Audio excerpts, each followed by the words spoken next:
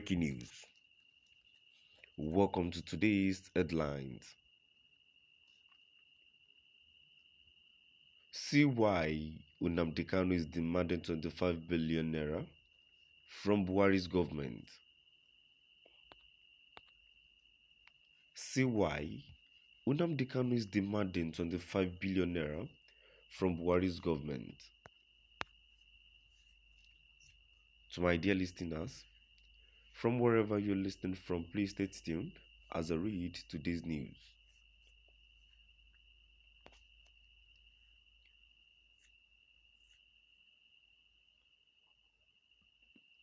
The detained leader of the indigenous people of Biafra IPOB, Nnamdi Kanu has demanded the sum of 25 billion naira from the Nigerian government.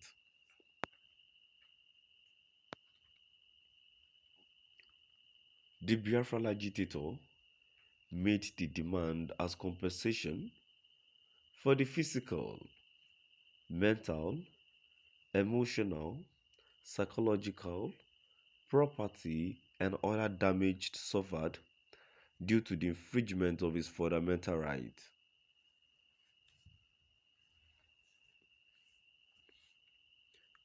Kanu made the demand, among others, concerning his arrest, an extraordinary rendition from Kenya to Nigeria in 2021.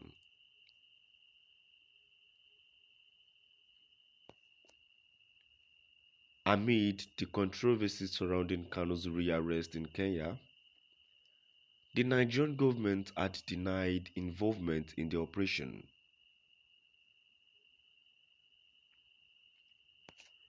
Despite the denial, Kanu's legal team dragged the Nigerian government to court over how the embattled IPOB leader was arrested in Kenya and repatriated to Nigeria.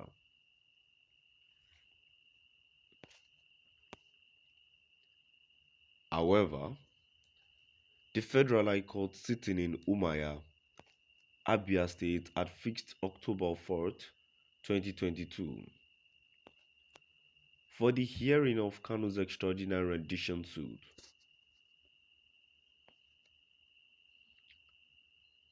A statement signed by his special counsel, Aloy Ejimako, reads, on 4th October 2022, the Federal High Court, Umuahia, will hear Mazi Nnamdi Kanu's extraordinary rendition suit, which I had filed before the court in March this year.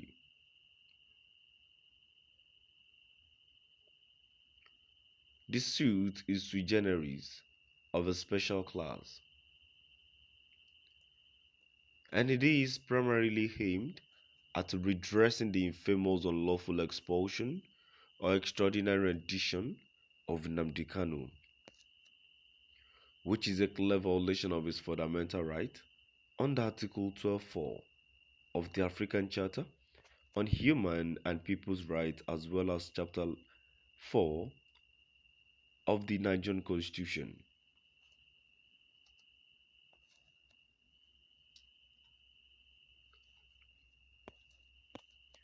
In addition to the rendition, I am asking the court to redress the myriad violations that came with the rendition, such as the torture,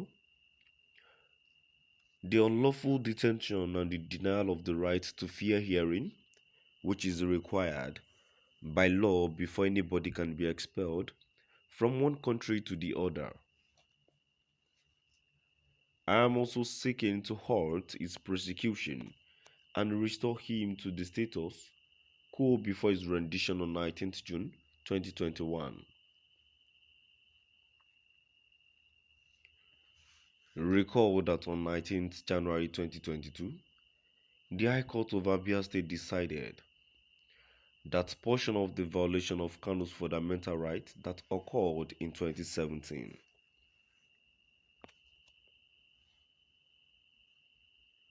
He added,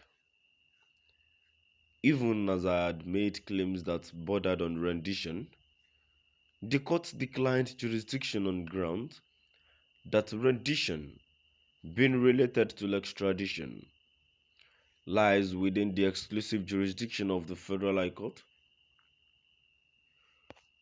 This is what informed my decision to initiate the suit before the Federal High Court.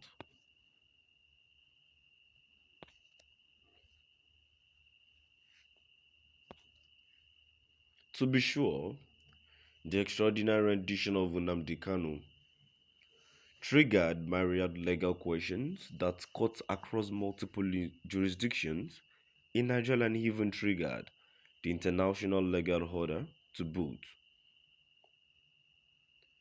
In other words, the rendition has expanded the matter of Kanu far beyond the realms of the Abuja trial and opened up new legal frontiers that must be ventilated to the youth before other courts and tribunals within and without Nigeria. Thus, this very case before the Federal High Court, Umaya, is one of such that is aimed at seeking a definitive judicial pronouncement on the constitutionality of the extraordinary rendition. The ones in the United Kingdom, Kenya, African Union, and the United Nations are in addition.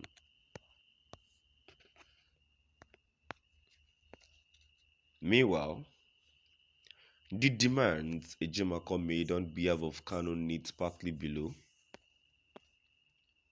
another mandating and compelling the respondents to issue an official letter of apology to the applicant for the infringement of his fundamental rights and publication of said letter of apology in 3 national dailies.